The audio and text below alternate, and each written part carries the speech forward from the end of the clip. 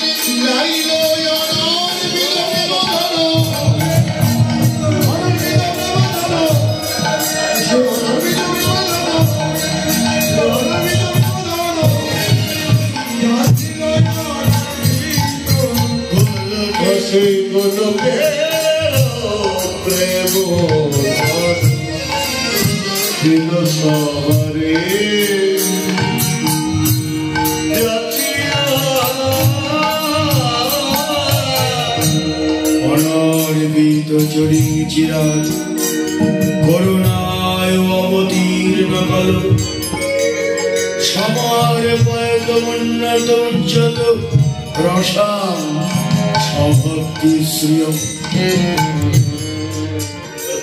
হরিপুরট সুন্দর দুটি কদম্ব সন্নিহিত সদা হৃদয় কন্দরে স্ফুরতম সচিন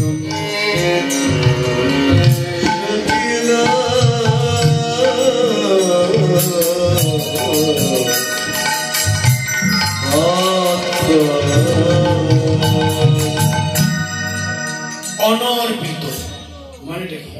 যা কোনো কালে অর্পণ করা হয়নি, সত্য ত্রেতা দাপরে যা দান করা হয়নি, আজ কলিযুগে তাই দান করলেন। কি দান করলেন?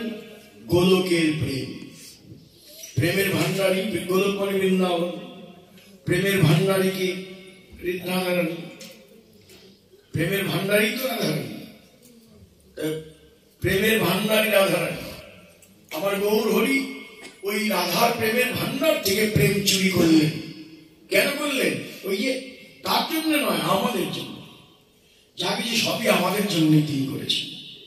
ওই প্রেম চুরি করলেন, চুরি করে বেরিয়ে আসলেন কি করে? দ্বারে প্রহরী দেখে ধরা যাতে না পড়তে হয়, ওই ধনীর পোশাক নিজ অঙ্গে পরিধান করলেন।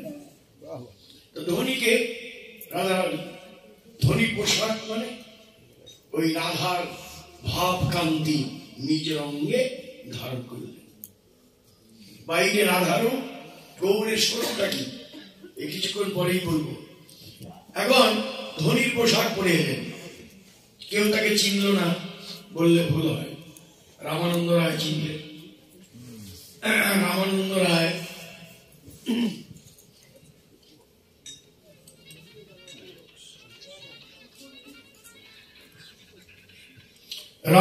রায় চিনলেন। তবে হাসি প্রভু তারে দেখালো স্বরূপ। রামানন্দ রায় কি বললেন? তোমাকে তো চিনি চিনি মনে হয়, পহিলে তোমায় দেখিস কি সন্ন্যাসী স্বরূপ এবে, এবে মানে এখন। এখন কেন তোমায় দেখি শ্যামল পরু, তোমার সম্মুখে কাঞ্চন পঞ্চালিকা, তারই মধ্যে তোমার শ্যামঙ্গ ঢাকা। তোমাকে আমি চিনে ফেললাম, চিনে ফেলেছি। ধরা পড়লেন ভক্তের ভগবান। অমনি দেখা দিলেন, এই নাও দেখো রামানন্দ, তুমি আমার স্বরূপ দেখো। তবে হাসি প্রভু তারে দেখালো স্বরূপ, রসরাজ মহাভাব দুই এক রূপ। এই যে মহাপ্রভুর স্বরূপ, একই দেহে রসরাজ কৃষ্ণ আর মহাভাবের রাধারানী, এই দুই এক রূপ দেখিয়ে দিলেন। আর বললেন, রামানন্দ এ কথা আর কাউকে বলো না, যাও এ কথা বলো না। কিন্তু রামানন্দ রায় বললেন, আমি শুনবো না তোমার কথা, নগরীতে ঢেরা পিটিয়ে জানিয়ে দেব। নদীবাসী এসে দেখে যাও কে এসেছে। এসেছে ব্রজের বাঁকা কালো সখা, দেখবি সোনারে নদিয়া।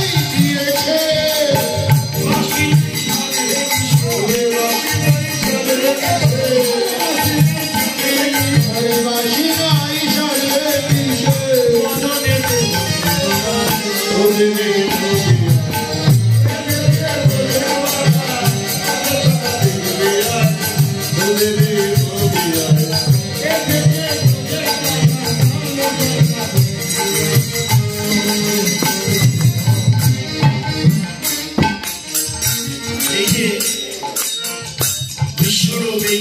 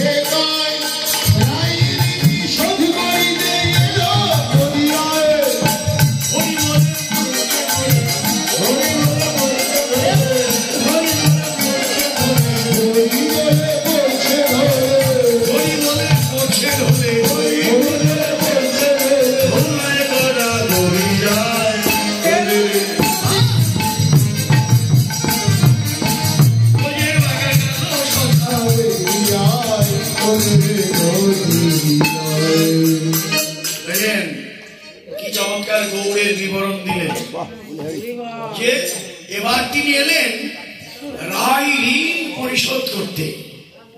কাঙাল বিশ্বরূপে কয় রায় ঋণ শোধ করিতেই এলেন নদিয়ায়।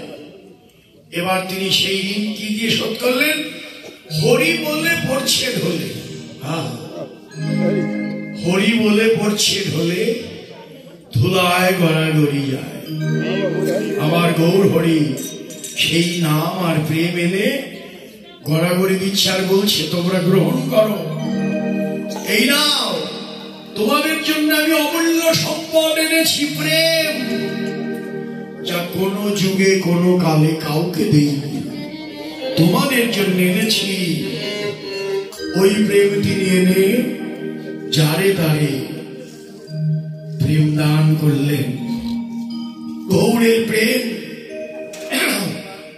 সবাই পেলেও ওই প্রেম আমার ভাগ্যে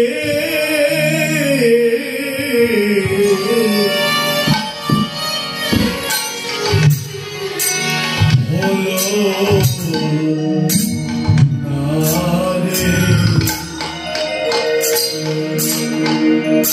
ওই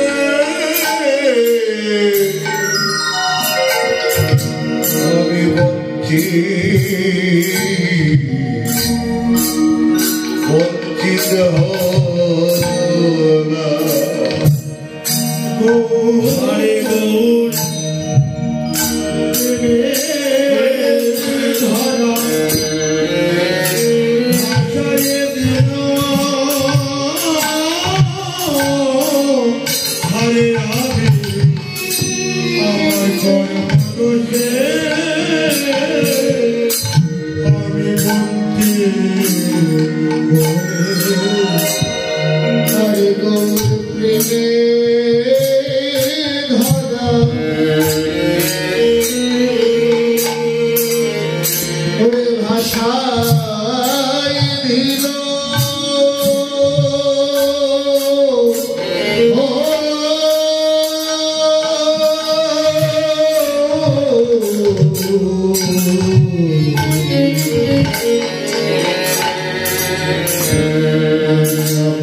কর্মদোষে বন্দী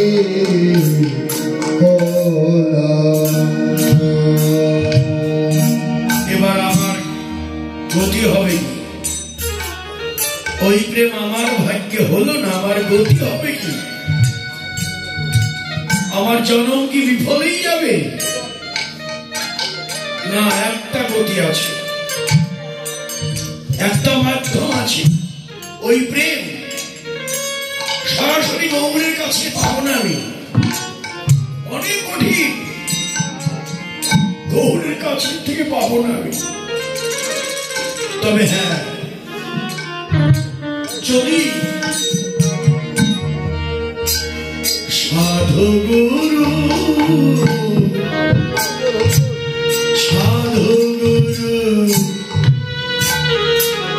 কৃপা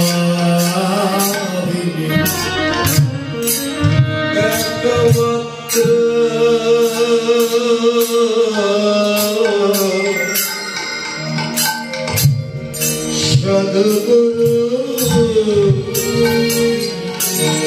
কৃপা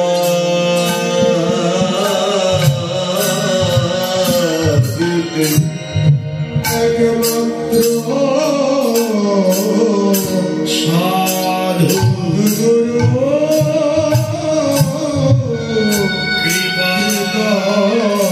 কৃপা একমাত্র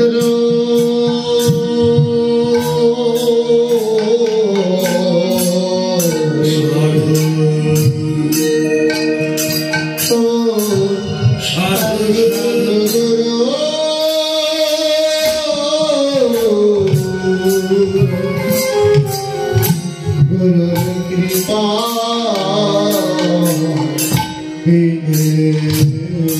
ওই প্রেম কে এলো না,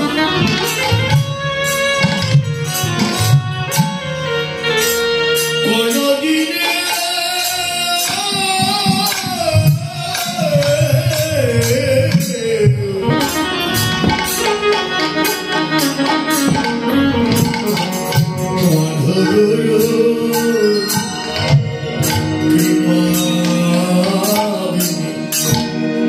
ওই প্রেমকে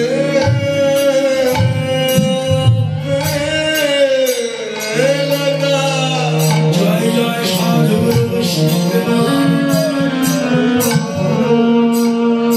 কোনদিনে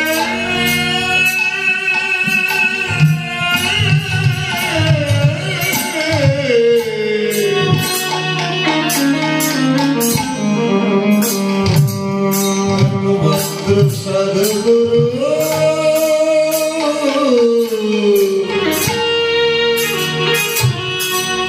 কৃপা কৃপা ওই প্রেম কেউ পেল না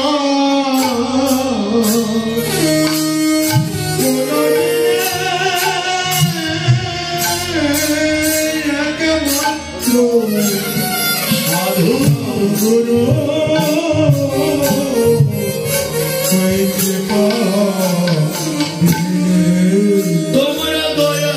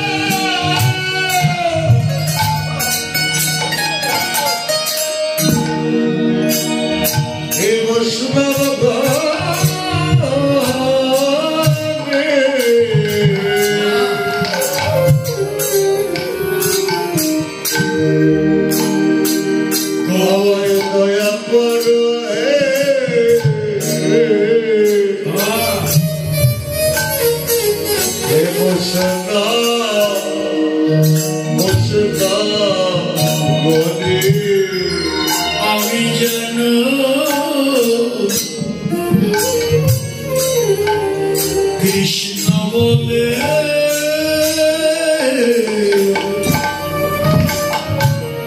বাড়িতে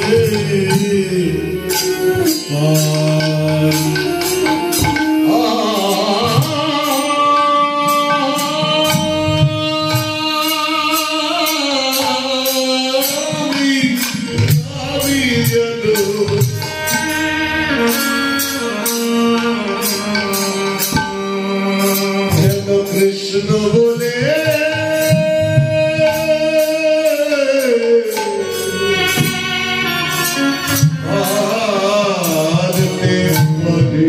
এই নদিয়ার পথে পথে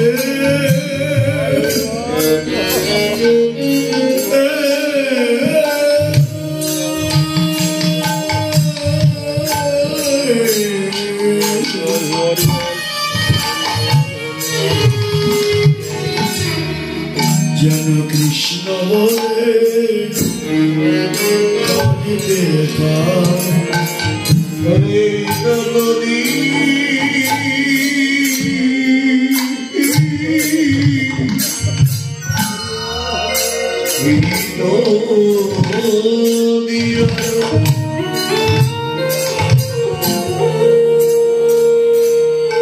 পথে পথে